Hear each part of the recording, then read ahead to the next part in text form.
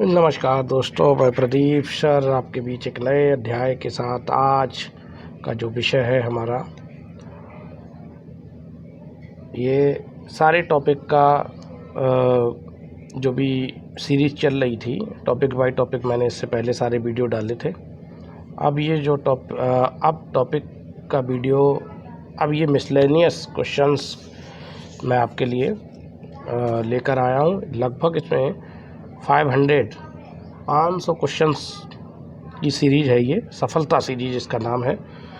500 questions आपको बहुविकल्पीय मैं practice कराऊंगा।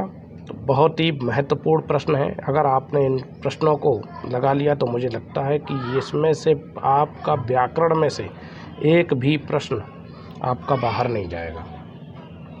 बस आप लोग कंटिन्यू प्रतिदिन हमारा, मैं एक वीडियो प्रतिदिन आपको यहाँ डालूँगा, तो आप बिल्कुल हमारे साथ प्रतिदिन हमारे वीडियो को देखते रहिए और उन क्वेश्चंस को नोट कर लीजिए और क्वेश्चन को नोट करके उनकी प्रैक्टिस करिए।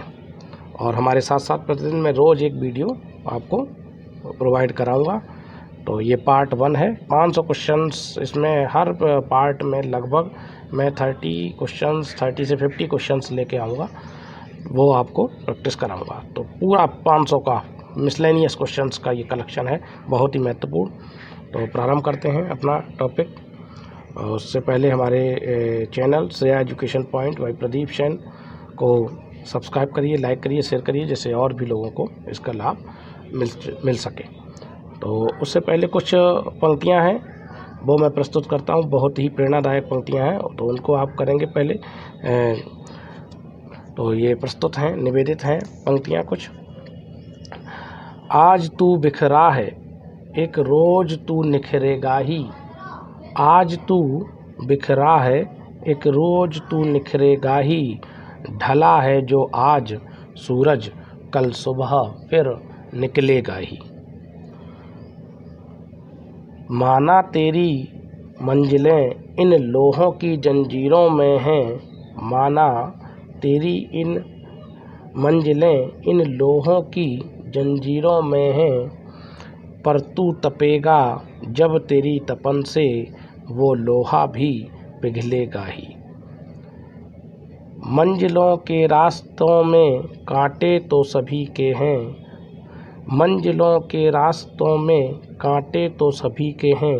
पर तेरे अंदर जुनून है तो तू कांटों पे चलेगा ही। माना आज तू बिखरा है, एक रोज तू निखरेगा ही। ढला है जो आज सूरज, कल सुबह फिर निकलेगा ही। हवाएं विपरीत ही न क्यों चलें, हवाएं विपरीत ही न क्यों चलें। तू कदम कदम बढ़ेगा ही। तुझे कल के लिए है तैयार होना, तुझे कल के लिए है तैयार होना। तो आज तो गिरेगा ही।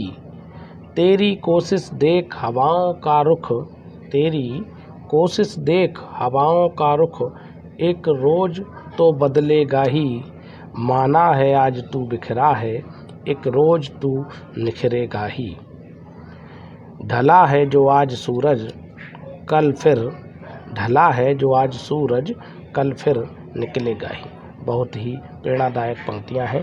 तो आशा करते हैं आपको ये पसंद आई होंगी। इसी तरीके से ऐसी प्रेरणादायक पंक्तियों के साथ और हम अपना वीडियो प्रारंभ करते हैं। तो इसका पहला प्रश्न, हमारा पहला प्रश्न है, देखेंगे आप। प्रश्न नंबर पहला प्रारंभ करते हैं। तो ये है प्रश्न नंबर पहला हमारा। तो देखिए, प्रश्न नंबर पहला है हिंदी वर्णमाला में। ये अब मिसलेनियस क्वेश्चंस हैं, विविध क्वेश्चंस का सीरीज प्रारंभ है आज से। तो इसके हर पार्ट में आपको लगभग 30 से 50 क्वेश्चंस का कलेक्शन आपको मिलेगा। पहला प्रश्न है, हिंदी वर्णमाला में वर्णों के कितने प्रकार हैं? सही विकल्प बताइए, क्या हो सकता है? सही विकल्प बताइए। तो सही विकल्प है, विकल्प इसका बिल्कुल सही विकल्प है विकल्प नंबर चौथा। 2, हिंदी वर्णमाला में वर्णों के कितने प्रकार हैं? तो वर्णों के 2 प्रकार होते हैं, एक स्वर होते हैं और दूसरा व्यंजन। तो व्यंजन और स्वरों के मेल से वर्णमाला बनती है। तो 2 प्रकार के होते हैं, स्वर और व्यंजन। इसमें 11 स्वर और 33 व्यंजन माने गए हैं। अगला प्रश्न, निम्न में से किस शब्द में उपसर्ग नहीं लगा है? निम्न में से किस शब्द में उपसर्ग नहीं लगा है? अधिशासी, प्रशंसा, विनाश, प्रत्याशा।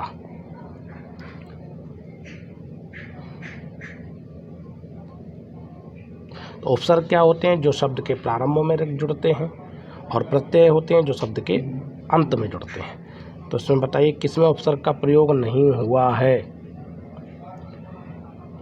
तो इसका सही उत्तर है विकल्प नंबर, सही उत्तर है इसका प्रशंसा। प्रशंसा में किसी भी उपसर्ग का प्रयोग नहीं हुआ है, जबकि अधिशासी में अधि उपसर्ग है, विनाश में वी उपसर्ग है और प्रत्याशा में आपका प्रति उपसर्ग है। तो सही विकल्प है आपका प्रश्न नंबर 2, प्रशंसा में कोई भी उपसर्ग प्रयोग नहीं हुआ है। अगला प्रश्न, प्रश्न है आपका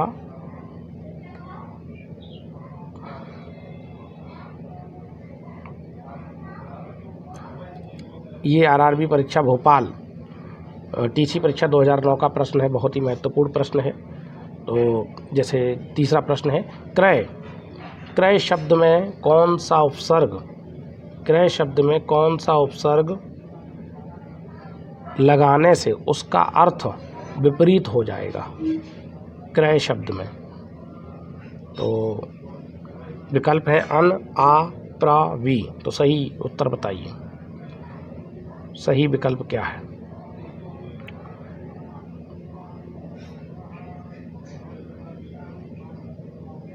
तो सही विकल्प है, सही विकल्प है इसका वी। वी वी सही विकल्प है, क्योंकि वी जैसे ही जुड़ेगा वैसे ही ये बन जाएगा विक्रय, और ये क्रय का विपरीत अर्थ देने लगेगा, तो वी उपसर्ग लगेगा इसमें। अगला प्रश्न, संस्कृति का विशेषण, संस्कृति का विशेषण बताना है कि संस्कृति का विशेषण क्या है। सही विकल्प बताएं। सांस्कृतिक, सांस्कृतिक, संस्कृत, सांस्कृत, बताइए क्या विकल्प हो सकता है?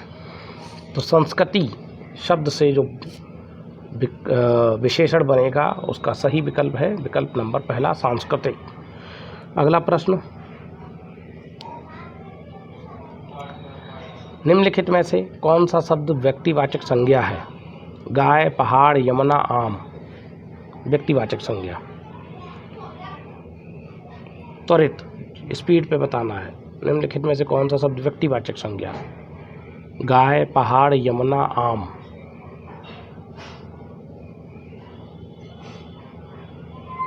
तो सही विकल्प है विकल्प नंबर इसका 3, यमुना जो है वो व्यक्तिवाचक संज्ञा है, जबकि गाय, पहाड़, आम ये जातिवाचक संज्ञाएं हैं। गाय, पहाड़, आम और ये सभी जातिवाचक संज्ञा। संज्ञा के मुख्य 3 भेद होते हैं, व्यक्तिवाचक, जातिवाचक और भाववाचक संज्ञा। अगला प्रश्न, इनमें से एक क्रिया विशेषण है, इसमें से क्रिया विशेषण आपको बताना है। इनमें से एक क्रिया विशेषण है, वह धीरे से बोलता है, वह काला कुत्ता है, रमेश तेज धावक है। ये आरआरबी परीक्षा रांची टीसी परीक्षा 2009 का प्रश्न है। सत्यवाणी सुंदर होती है। क्रिया विशेषण सही विकल्प। क्रिया विशेषण क्या है? तो जो क्रिया की विशेषता बताते हैं वही क्रिया विशेषण होते हैं। तो इसमें सही विकल्प है विकल्प नंबर 1, धीरे। धीरे जो है वो क्रिया, इसका धीरे शब्द जो है वो क्रिया विशेषण है। अगला प्रश्न, मानक हिंदी से क्या तात्पर्य है? मानक हिंदी साहित्यिक रूप में हिंदी का स्वीकार रूप, केवल लिखने पढ़ने की हिंदी, साधारण बोलचाल की हिंदी, मध्यकालीन साहित्यिक पुस्तकों की मध्यकालीन साहित्यिक पुस्तकों की हिंदी। तो सही विकल्प बताइए, क्या है सही विकल्प? तो सही विकल्प है इसका सही विकल्प है प्रश्न नंबर 7 का, मानक हिंदी से तात्पर्य है साहित्यिक रूप में हिंदी का स्वीकार रूप। जो हम लोग पढ़ रहे हैं वो मानक हिंदी ही पढ़ते हैं, उसी के अनुसार वर्तनी भी देखी जाती है, शुद्ध शब्द। अगला प्रश्न, किस वाक्य में अच्छा शब्द का प्रयोग विशेषण के रूप में हुआ है?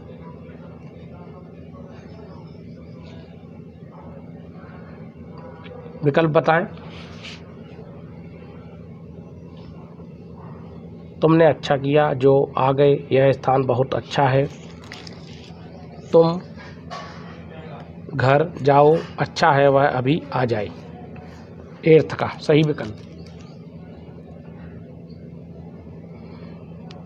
तो इसका सही विकल्प है विकल्प नंबर 2 सही विकल्प है। अच्छा, यहाँ पे अच्छा जो है विशेषण का प्रयोग हुआ है।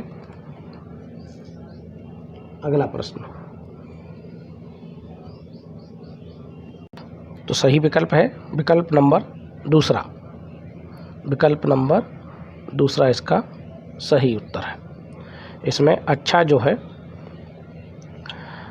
अच्छा जो शब्द है वो विशेषण का काम कर रहा है यहाँ पर, और ये बहुत जो है वो प्रविशेषण का काम कर रहा है। अगला प्रश्न नंबर 9, कौन सा शब्द भाववाचक संज्ञा नहीं है? मिठाई, चतुराई, लड़ाई, उतराई। ये RRB परीक्षा, महेंद्र घाट पटना परीक्षा 2010 का प्रश्न है। इसमें भाववाचक संज्ञा नहीं है। सही विकल्प, तो भाववाचक संज्ञा नहीं है,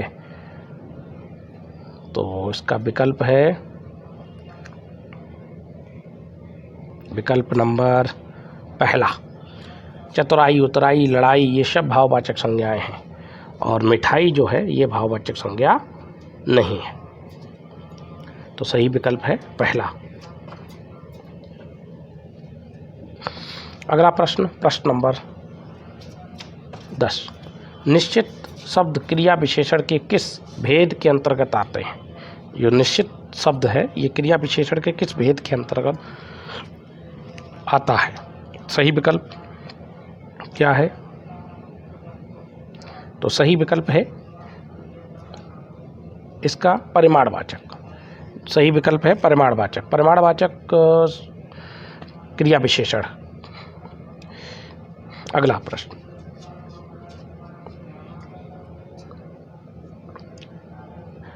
अभिधेयार्थ वाचक शब्द का संबंध किससे है? अभिधेयार्थ वाचक शब्द का संबंध किससे है? परिणात्मकता से है, परिमाण वाचकता से है, इन सभी से है, या मूलार्थ व्यंजकता से है? सही विकल्प बताइए। अभिधेयार्थ वाचक शब्द सही विकल्प। तो इसका सही विकल्प है, तो सही अर्थ है इसका सही विकल्प है विकल्प नंबर 4, मूलार्थ व्यंजकता। अभिधेयार्थ वाचक शब्द का संबंध मूलार्थ व्यंजकता से है।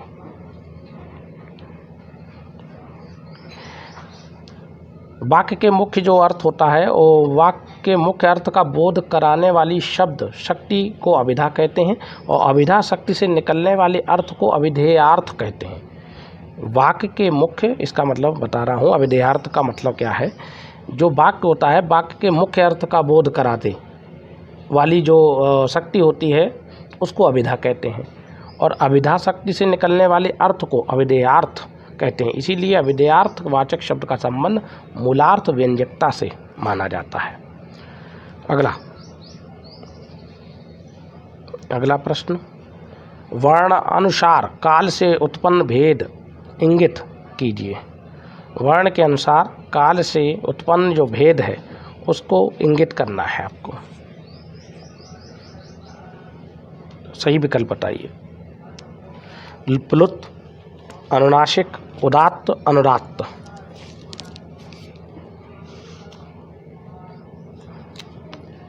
सही विकल्प, तो विकल्प है इसका सही विकल्प है विकल्प नंबर चौथा, अनुदात्त।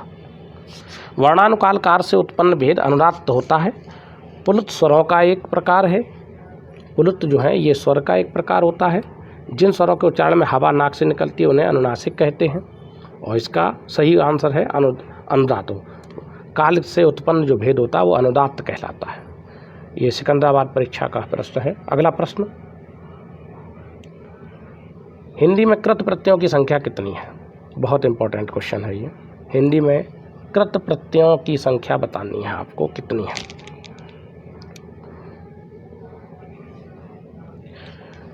प्रत्यय क्या होते हैं? जो वाक्य के, जो शब्द के अंत में जुड़ते हैं और उपसर्ग शब्द के प्रारंभ में जुड़ते हैं। तो इसमें कृत प्रत्ययों की संख्या, प्रत्यय दो प्रकार के होते हैं। एक होता है तद्धित प्रत्यय, एक होता है कृत प्रत्यय। प्रत्यय कितने प्रकार के होते हैं? ये होते हैं आपके दो प्रकार। पहला कृत प्रत्यय और दूसरा होता है तद्धित, दूसरा तद्धित प्रत्यय। तो यहाँ पर कृत प्रत्यय की बात की जा रही है। तो कृत प्रत्यय की अगर प्रकार की बात करें तो कृत प्रत्यय के प्रकार कितना है? तो कृत प्रत्यय के जो प्रकार हैं वो हिंदी में ऐसी मान्यता है कि कृत प्रत्ययों की जो संख्या मानी गई है वो 28 मानी गई है, 28। तो सही विकल्प है दूसरा। अगला प्रश्न बहुत इंपॉर्टेंट प्रश्न है ये। अगला प्रश्न 14, मैं खाना खा चुका हूँ, इस वाक्य में भूतकालिक भेद इंगित कीजिए। इसमें भूतकालिक भेद बताइए कौन सा हो सकता है। मैं खाना खा चुका हूँ, तो इसका सही विकल्प क्या है? सही विकल्प बताएं भाई 14 का। तो 14 का सही विकल्प बताएं भाई। मैं खाना खा चुका हूँ,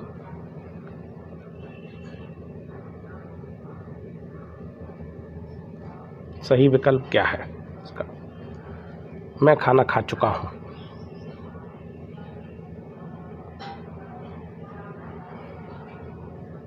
तो इसका सही विकल्प है विकल्प नंबर तीसरा। इसका सही आसन्न भूत है, ये आसन्न भूत है और पूर्ण वर्तमान काल है। सही विकल्प है आसन्न भूत काल।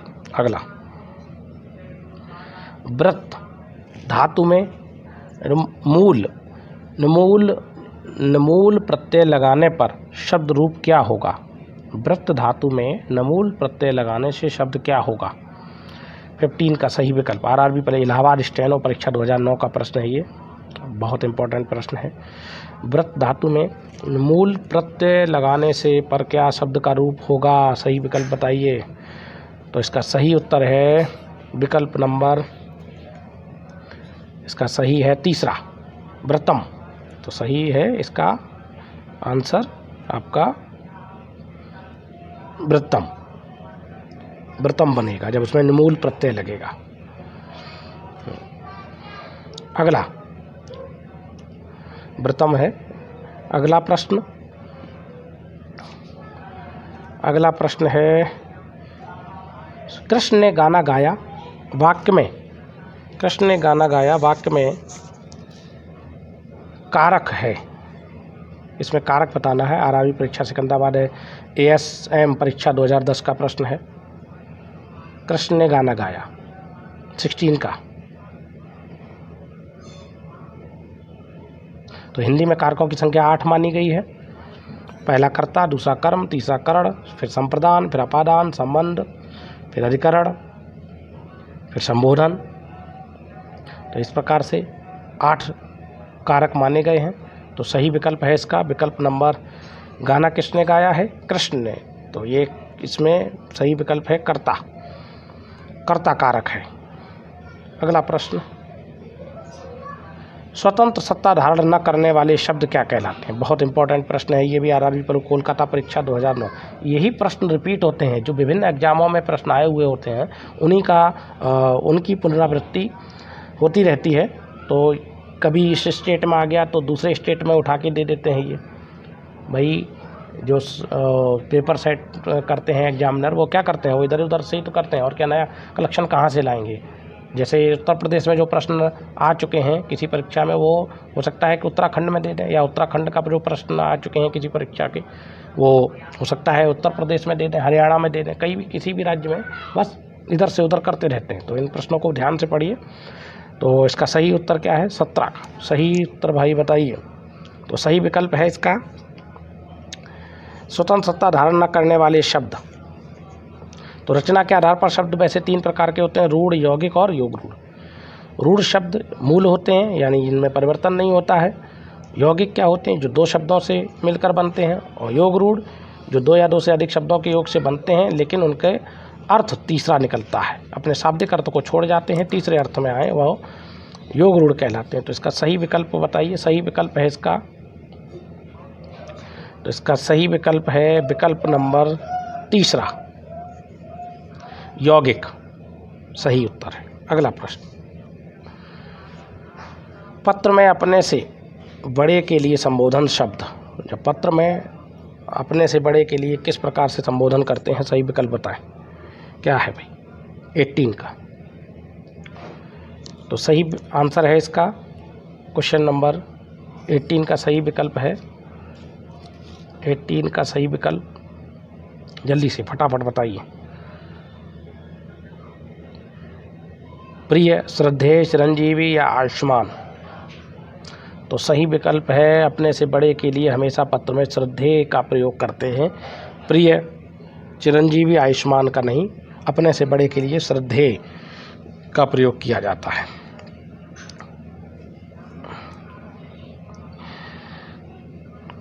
और पत्र के अंत में प्रिय, स्नेहाधीन लिखते हैं। और अपने से छोटे, पत्र में अपने से छोटे के लिए माता पिता, चिरंजीवी, प्रिय, आयुष्मान सब शब्द संबोधन के लिए प्रयोग करते हैं। अपने पत्र में अपने से छोटे के लिए चिरंजीवी कह देते हैं। माता पिता एवं आयुष्मान शब्दों का प्रयोग छोटे के लिए माता पिता जो होते हैं वो चिरंजीवी, प्रिय एवं आयुष्मान शब्दों का प्रयोग करते हैं। तो सही विकल्प है श्रद्धेय। अगला प्रश्न 19, पत्र में अपरिचितों को संबोधित करने के लिए उपयुक्त शब्द है। अपरिचितों को संबोधित जब करते हैं, जैसे किसी की जानकारी नहीं है कौन है, तो उनके लिए जब कहना होता है तब क्या कहते हैं। तो अपरिचितों के लिए प्रयोग होता है प्रिय महोदय। प्रिय महोदय पहला बिल्कुल सही। अगला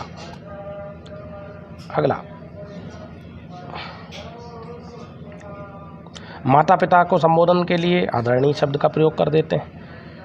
तो इसके लिए सही विकल्प है आपका विकल्प नंबर पहला। अगला 20, चंद्रबिंदु चिन्ह का प्रयोग क्या है, अनुस्वार है, अयोगवाह है, अनुनासिक है या हल है। सही विकल्प बताइए 20 का सही आंसर। तो सही विकल्प है इसका, बहुत इंपॉर्टेंट प्रश्न है, 20 का सही विकल्प है तीसरा, अनुनासिक। अनुनासिक क्या होता है, जब मुख और नाक से ध्वनियाँ निकलें, मुख एवं नाक दोनों से ध्वनियाँ निकलती हैं तो वह अनुनासिक ध्वनियाँ होती हैं। और जिस सिर्फ मुख से, जो सिर्फ नासिका से निकले, सिर्फ और सिर्फ नासिका से ध्वनि निकलते हुए वो अनुस्वार होती है, और मुख और नाक दोनों से निकलती है तो अनुनासिक होती है। तो इसका सही विकल्प है तीसरा। इनमें से व्यक्तिवाचक संज्ञा कौन सी है। व्यक्तिवाचक, मांडवी, घरेलू, भला, स्वतंत्र। 21 का सही उत्तर। तो इसमें ये मांडवी नाम है, तो इसलिए व्यक्तिवाचक संज्ञा है। इसका सही विकल्प है पहला, मांडवी। ये सही है विकल्प, व्यक्तिवाचक। अगला प्रश्न, जिंदा शब्द क्या है, अव्यय है, संज्ञा है, विशेषण है, सर्वनाम है। जिंदा तीसरा सही विकल्प। सही विकल्प वही बताइए क्या हो सकता है इसका। 22 का सही विकल्प है जिंदा, ये है विशेषण। विशेषण है, विशेषण एडजेक्टिव। अगला, बहुत अच्छे प्रश्नों का कलेक्शन है, लगाते रहिए इनको, साथ साथ नोट भी करते रहिए। इनमें अव्यय कौन है, अव्यय बताना है। अव्यय पहला है सजल, धीरे धीरे, पतित, सुंदर। ये RRB ASM परीक्षा 2010 का प्रश्न है ये। अव्यय, अव्यय शब्द यानी अभिकारी, जिनमें लिंग वचन कारक काल के अनुसार कोई परिवर्तन नहीं होता है, अव्यय या अभिकारी शब्द कहलाते हैं। तो सही उत्तर बताएं भाई इसका क्या हो सकता है 23 का। तो सही है, इसमें सही विकल्प है विकल्प नंबर दूसरा, धीरे धीरे। धीरे धीरे सही है, बिल्कुल धीरे धीरे क्रिया विशेषण का भी काम करता है, इसलिए ये क्रिया विशेषण अव्यय है। अगला प्रश्न, सुंदर अव्यय है, सुंदर विशेषण है। अगला प्रश्न,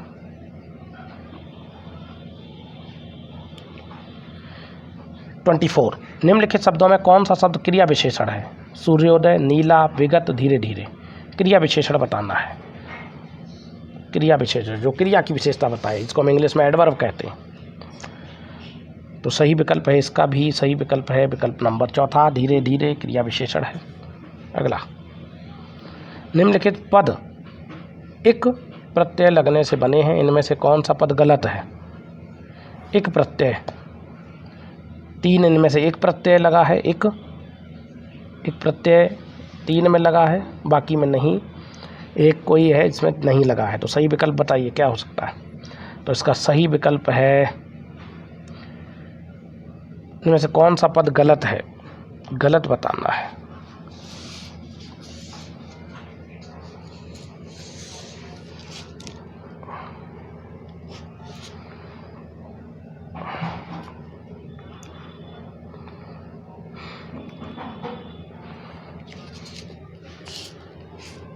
तो ये तो प्रश्न कुछ मुझे लग रहा है गलत है। ये प्रश्न इसमें तो सब में लग रहा है। पाक्षिक में अगर देखा जाए तो इसमें भी एक प्रत्यय है, इसको जब विग्रह करेंगे इसको पक्ष से बना है ना, पाक्षिक, इसमें भी एक लगा है। भूमि से बना है, भौमिक, भूमि, इसमें भूमि से बना है, भौमिक, भूमि से भौमिक बना है। तो ये भी मिस्टेक लग रही है कुछ। और भूमि सही है, भौमिक सामाजिक में भी एक प्रत्यय है, समाज से बना है, सामाजिक, देव से बना है, दैविक। तो इसमें तो ये सभी लग रहे हैं, तो इसका तो सभी, ये कुछ मिस्टेक है प्रश्न में। ये सभी विकल्प हैं इसके, तो सही है, ये सभी विकल्प हैं, इसमें कोई भी पद गलत नहीं है, सभी में एक प्रत्यय लगा है। अगला प्रश्न, क्वेश्चन नंबर 26 कहाँ, इसमें 27 पे चलते हैं, 26 आगे पीछे हो गया है। का वर्ण का उच्चारण स्थान, का वर्ण का उच्चारण स्थान बताइए। कंठ है, तालु है, मूर्धा है, दंत है, का वर्ण। तो का वर्ण का उच्चारण स्थान है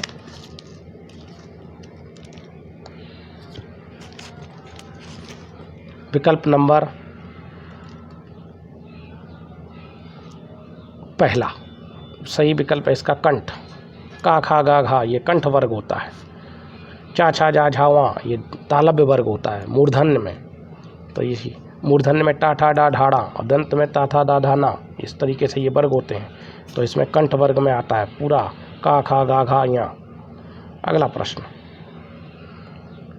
28, या वर्ण का उच्चारण स्थान, बहुत इंपॉर्टेंट है ये। आरआरबी परीक्षा SM परीक्षा 2009 का प्रश्न है भाई। क्या आंसर हो सकता है? या वर्ण, या बताना है। ये या जो है वो या कंठ है, तालु है, मूर्धा है, दंत है।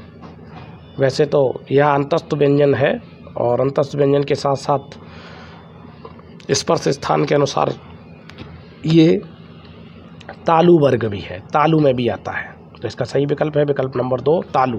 तालु भी है, चा छा जा जा वहाँ वाले वर्ग में भी आएगा ये तालु वर्ग। अगला टा वर्ण, टा वर्ण का उच्चारण स्थान बताना है। टा वर्ण का उच्चारण स्थान, तो टा ठा डा ढाड़ा ये किस में आते हैं? तो टा वर्ण जो आता है वो आपका आता है 11वीं मुजफ्फरनगर परीक्षा 2009 का प्रश्न है। तो सही विकल्प है इसमें मूर्धा। तो ये मूर्धन्य है, मूर्धन वर्ग है। अगला प्रश्न निम्नलिखित में से विशेषण चुनना है। भलाई, मिठास, थोड़ा, स्वयं। 30 क्वेश्चन। मिठास, स्वयं, थोड़ा, भलाई, क्या सही विकल्प है इसका? तो इसका विकल्प है, सही विकल्प है विशेषण। इसमें मिठास जो है वो गुणवाचक विशेषण है। मिठास, मिठाई से बना है मिठास, तो ये गुणवाचक विशेषण है। तो सही विकल्प है इसका विकल्प नंबर 2।